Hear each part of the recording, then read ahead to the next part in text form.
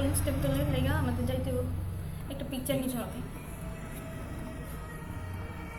যেমন কারণ এই পিকচারটাই নিই, এখান থেকে কপি করে নিয়ে এখানে যে আমরা পেস্ট করে দেবো। একটু বড় করে দিই। এই যে এটা হচ্ছে কোন স্টেপ টুল, ঠিক আছে? কোন স্টেপ টুল নেওয়ার পরে তোমার এলটা দইরা এই জায়গাটা কপি করতে হবে। কপি করে তোমার এখানে ড্র করতে হবে। এই যে এখানে ড্র করে দিচ্ছি। এটার মতো আরেকটা হুবহু বানাই দিচ্ছি এখানে, ঠিক আছে? তো কোনো স্টেপ টুলের কাজ হচ্ছে তোমার এখানে তুমি এলটা ধরতে হবে, এলটা ধরে তারপরে তোমার আগে থেকে ড্র করতে হবে। এলটা ধরে কপি করবা, কপি করে পরে ড্র করবা। তারপরে হচ্ছে প্যাটার্ন স্টেপ টুল।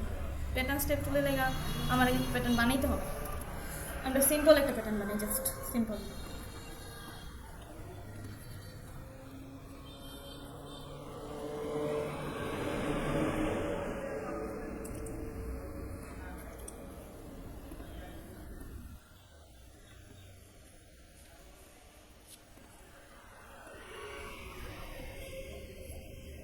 ঠিক আছে, আমাদের প্যাটার্ন বানানো শেষ। এবার এটারে রেক্ট্যাঙ্গেল আর মার্কিউ টুল দিয়ে এটারে সিলেক্ট করতে হবে। যত কালার ডিজাইন করছিলাম ততক্ষণ সিলেক্ট করার পরে এডিট থেকে ডিফাইন প্যাটার্ন। এবার এখানে আমরা লিখবো, নাম লিখবো, ঠিক আছে? এখানে আমরা ওকে প্রেস করব। এবার এখান থেকে আমাদের কন্ট্রোল ডি সিলেক্ট করতে হবে। এবার এখান থেকে লেয়ার নিতে হবে একটা। লেয়ার নেওয়ার পরে আবার এই যে কোনো স্টেপ টুলের ভিতরে কিন্তু প্যাটার্ন আছে, প্যাটার্ন স্টেপ টুল। এবার এইখান থেকে যাইয়া আমরা যেটা সেভ করছি ওইটা আমাদের দেখতে হবে। আমরা এই ডিজাইনটা সেট করছি, ঠিক আছে? এখন মাউসের রাইট বাটনে ক্লিক, আমাদের যে ব্রাশটা আছে এটা বড় করে দেবো। এবার একটু করে দেবো। এই হচ্ছে প্যাটার্ন স্টেপ জানিয়ে। তারপরে হচ্ছে ইরেজার টুল।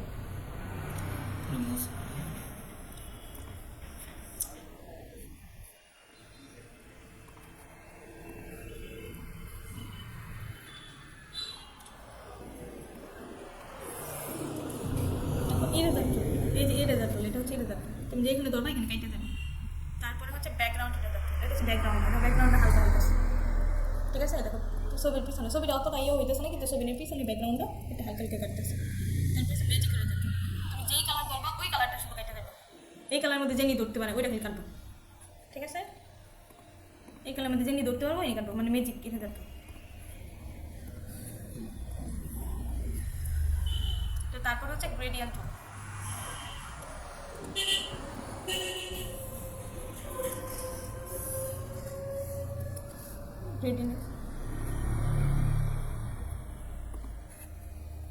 ফিলের ভিতরে যাবো, এই যে এখানে গ্রেডিয়েন্ট অপশন আছে। এই পাশে ধরে ডাবল ক্লিক করি, এই যে এখানে কালার আসতেছে। তো আমরা এই পাশ থেকে একটু কালার দিলাম, আর এই পাশে ক্লিক করে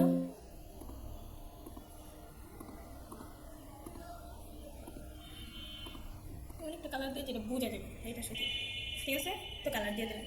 এবার তুমি চাইলে যে এই পাশে যে অপশনটা আছে, তুমি যে নিচে যে কালারটা দিছো এটা তুমি হালকা করতে পারবা, বাড়ি করতে পারবা কালারটা, বুঝছো? আর এটার অপোজিট হয়েছে যেটা দুইটা আবার যদি তুমি আবার এরকম করো, দেখো এই কালারটা হালকা হইতেছে, বাড়ি হইতেছে। এইখানে আছে তোমার ডিজাইন অ্যাঙ্গেল।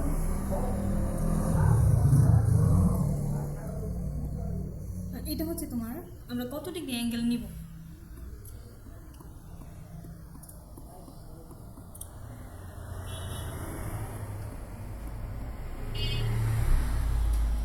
ঠিক আছে,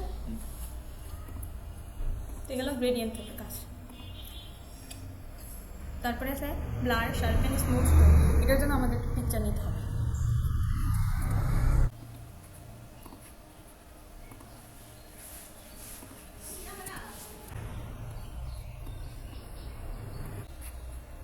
দেখো আমাদের কাজ হলে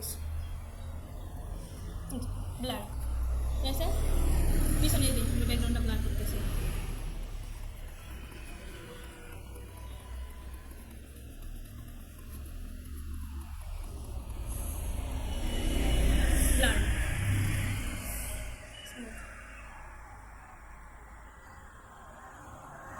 এটা দিয়ে মনে করো একটা যদি বেশি ব্লার হয়ে গেছে, এটা তুমি হাইলাইট করতে পারবা। এটা যদি মুখের মধ্যে দেখায় তাহলে বেশি দেখা যাবে, যদি মানে হাইলাইট করে, ঠিক আছে? এটা দিয়ে তোমার হাইলাইট করে কোনো জিনিস অতিরিক্ত হাইলাইট হয়ে গেছে। এটার কাজ হয়েছে কি, এরা মনে করো নাকটা একটু বেশি বড়, তুমি এটা একটু চেপাইতে পারবা, একটু বাড়াইতে পারবা। চোখটা একটু বেশি ছোট, তুমি এটা একটু বড় বানাইতে পারবা। বুঝছো? অনেক কিছু এইভাবে অনেক সময় দেখা যায় কি ঠোঁটের দিকে একটু সমস্যা হয়েছে, মুখে একটু সমস্যা হয়েছে, তো এই সমস্যাগুলো সলভ করা যায়। তারপর হচ্ছে ডটস, এটা দিয়ে তোমার মুখ সুন্দর করে না, তো অনেক সময় দেখা যায় কি আমাদের এদিকে একটু লাইট পড়ছে, তো আমরা এদিকে একটু লাইট দিয়ে দিই, ঠিক আছে? এভাবে লাইট দিয়ে দিই। আবার অনেক সময় তোমার হাতের মধ্যে আমরা হাতে পিকচার তুলি, হাতের মধ্যে একটু হাইলাইট করতে হয়, যে এমনি ছবি তুলছে ছবির মধ্যে দেখা দিচ্ছে, একটু টান মেরে দেয় সুন্দর করে, দেখবে একটু হাইলাইট হয়ে গেছে। বললাম এটা দিয়ে হচ্ছে তোমার মনে করো তুমি ব্লেজার পরছো, ব্লেজারের মধ্যে এই সাইড দিয়ে তোমার একটু শ্যামা পড়ছে, তো আমরা শ্যামা দেওয়া লেগে ব্লাড করে দিতে হবে।